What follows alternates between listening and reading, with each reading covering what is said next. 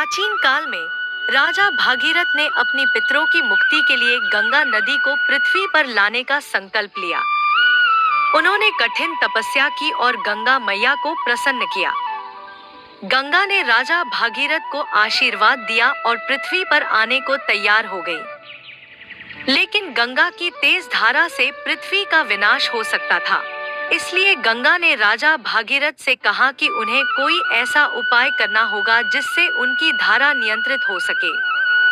राजा भागीरथ ने भगवान शिव की उपासना की और उनसे प्रार्थना की कि वे गंगा की धारा को नियंत्रित करें।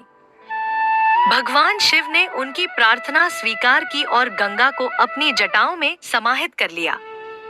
गंगा की तेज धारा भगवान शिव की जटाओं में समाकर शांत हो गई।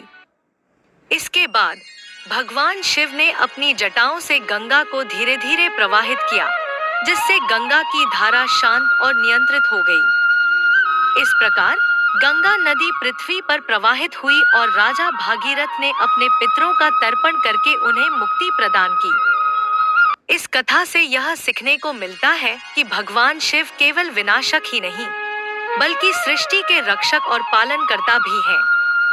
उनकी कृपा से गंगा मैया पृथ्वी पर आई और लोगों को पवित्र जल प्रदान करने का अवसर मिला।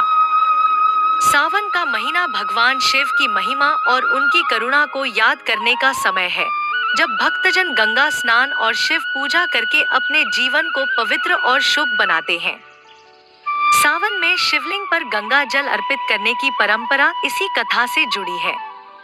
भक्तजन गंगा जल अर्पित करके भगवान शिव से कृपा और आशीर्वाद की कामना करते हैं। इस महीने में गंगा स्नान का भी विशेष महत्व होता है, जो जीवन के पापों से मुक्ति और आत्मा की शुद्धि का प्रतीक है।